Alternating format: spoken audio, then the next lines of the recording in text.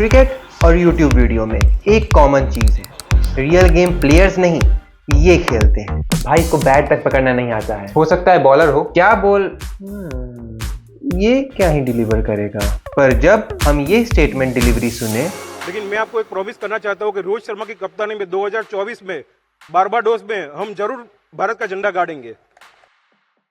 कुछ भी। पर जब हम स्क्रिप्ट को हकीकत में सच होते हुए देखें तो समझ गए कि नादान है हम लोग जो सिर्फ रोहित और कोहली की बातें किया करते हैं। असली गेम तो स्क्रिप्ट राइटर खेल रहा है। अरे भाई रुको रुको यार, ये किस तरीके की स्क्रिप्ट लिख दी है तुमने? मतलब यार अगर मैं सच बोलूँ ना तो ऐसे स्क्रिप्ट नहीं लिखी जाती। तो कैसे लिखा जाता है? सुनो, मैंने YouTube से ये सीखा है ना कि इंट्रो में टाइटल इतनी जोर से चिल्लाओ कि खुद का गला और सामने वाले के कान फट जाए। क्या? हाँ, फिर उसके बाद आता है हुक, जो सीधा व्यूअर के गले में जाके फंसे और सामने वाला छटपटाता रह जाए पर स्किप ना कर पाए, भले ही उसकी लाइफ का स्किप का बटन दब जाए। और ये कैसे करोगे तुम? इससे भाई इसका छोड़ो, तुम अपना स्क्रिप्टिंग प्रोसेस बताओ ना।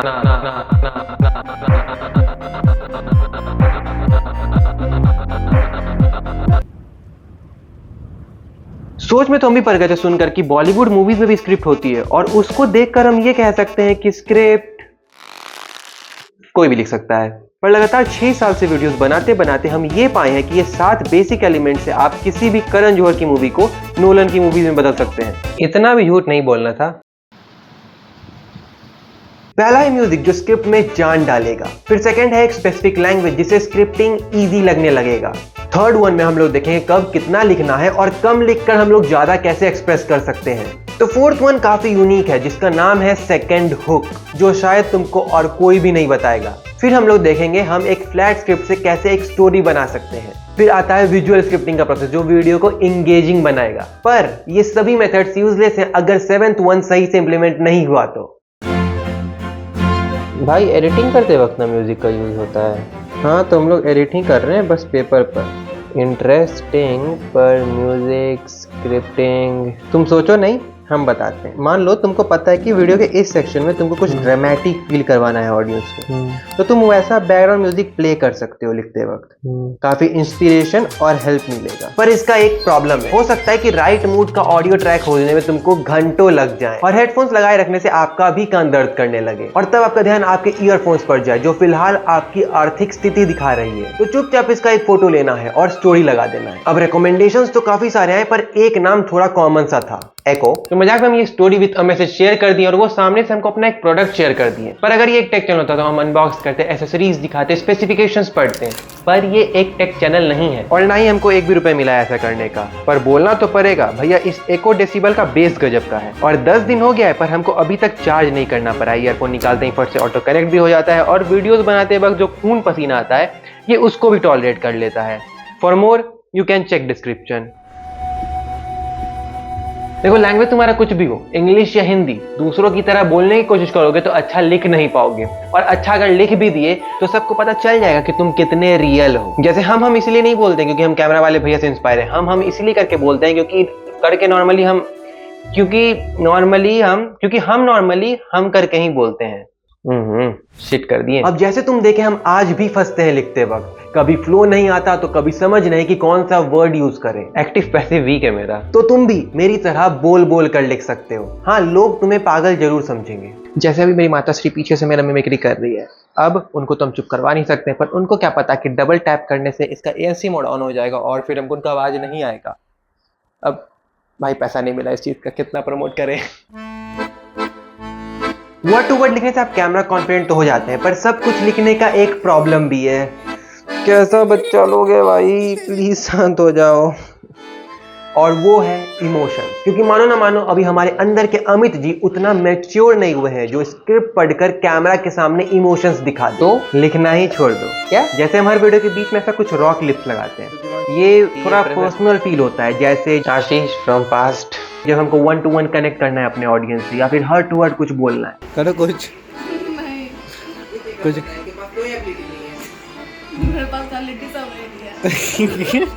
तब हम लिखना अवॉइड करते हैं, जैसे अभी तुम देख सकते हो। फिर जब हम एडिटिंग करने वक्त बैठेंगे तो देख लेंगे क्या रखना है और क्या नहीं। तो मतलब इमोशंस दिखाने के लिए नहीं लिखना है। हाँ, जब तक तुम्हारे अंदर के अमित जी मैच्योर नहीं हो जाए। भाई ये तो हम कभी सोचे ही नहीं थे।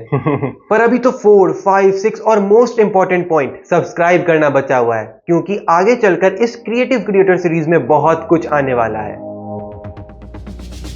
Retention is the key to success. पर क्या हो 1 लाख लोग वीडियो देखे भी पर लाइक कमेंट ना करें, सब्सक्राइब करना तो फिर भी बहुत दूर का बात है। रीजन, तुम अभी तक उन्हें सेकंड हुक नहीं दे रहे हो। फर्स्ट हुक के बारे में तो सभी बोलते हुए मिल जाएंगे, जो तुम्हें बिल्कुल स्टार्टिंग में रखना है। अब इसके लिए तुम चाहे तो टाइटल जोर से चिल्लाओ, स्टोरी सुनाओ, सस्पेंस क्रिएट करो या रिलेटिविलिटी दिखाओ, वो तुम्हारी मर्जी है। मेन मोटिव है कि प्रोडक्ट इमेज और रिसीव्ड आइटम सेम होना चाहिए, वरना 5 स्टार तो नहीं पर 5 सेकंड के बाद ही स्किप बटन जरूर दब जाएगा। और इस लाइन के बाद अब मेरा गला दबने वाला है। अब जब पहला हुक बढ़िया कर लिए हो तो आता है सेकंड हुक, जिसको तुम वीडियो के किसी भी सेक्शन में रख सकते हो। पर ये थोड़ा सा मुश्किल है, क्योंकि जनरली ये फर्स्ट हुक को कॉम्प्लीमेंट या रिपीट करेगा, जो कि आगे आएगा इस वीडियो में। अब देखते हैं कौन कौन इसको फाइंड आउट कर पाता है।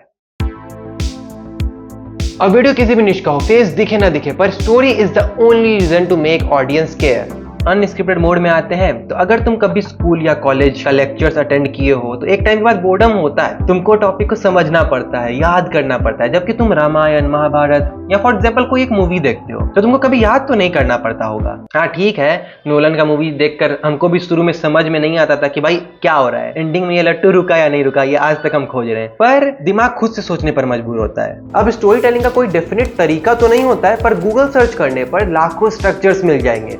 उसमें से एक कॉमन है 3 एक्ट स्ट्रक्चर। शुरू में हम सेटअप करते हैं अपने आइडिया को। जैसे स्क्रिप्ट राइटर से तुम गेस कर लिए होगे कि प्रोडक्ट इमेज और आइटम दोनों ही सेम होने वाला है। फिर उसके बाद तुमको कॉन्फ्लिक्ट भी मिला होगा, जैसे रस्सी वाला सीन, तो कभी मम्मी मिमिक्री कर रही है तो कभी बच्चा लोग बैकग्राउंड में हल्ला कर रहा है। और फिर एंड में हम लोग सभी को रिजॉल्व भी कर लेते हैं, जैसे कॉल काट कर अपना गला बचा लिए, मम्मी का आवाज ना आए इसलिए ANC मोड ऑन कर लिए, और प्रोडक्ट इमेज वाले में इससे कैसे बचें। मतलब हर चीज का रेजोल्यूशन पॉजिटिव हो ऐसा जरूरी नहीं है।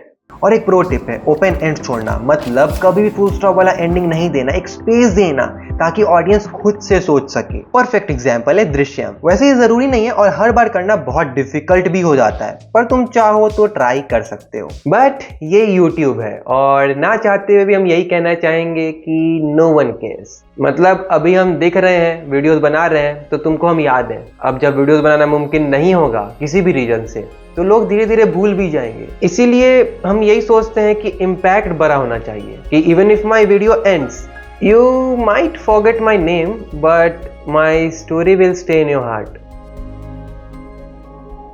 विजुअल्स लिखना और विजुअलाइज करके लिखना बहुत जरूरी है, क्योंकि भाई एक स्क्रिप्ट ही डिसाइड करता है कि हम लोग एडिटिंग करते वक्त कितना फ्रीली एक्सप्लोर कर सकते हैं। और हम स्क्रिप्टिंग में ही मोटा मोटी लिख लेते हैं कि एक सीन कैसा दिखने वाला है और एडिट के बाद कैसा आउटपुट आएगा, वीडियोस कितने चाहिए, किस एंगल्स में चाहिए। हम चीजों को सिर्फ आर्टिस्टिक बनाने के लिए नहीं बोल रहे हैं, वरना हम वीडियोस फोन से नहीं बनाते। मेरा मेन कहना है जो मेरे पहले के पॉइंट्स यानी एक स्टोरी चलती आ रही है वो मेरे विजुअल्स के साथ कैसे इनहेंस हो सकता है, और वो लिखना बहुत जरूरी है। क्योंकि at the end of the day ये एक पॉडकास्ट नहीं है और लोग केवल सुनने के लिए नहीं आए हैं। और लास्ट पॉइंट क्या था? 7th पॉइंट हाँ ये रहा, किधर? नीचे देखो। क्या यार, यही था 7 पॉइंट? हाँ यही था यार।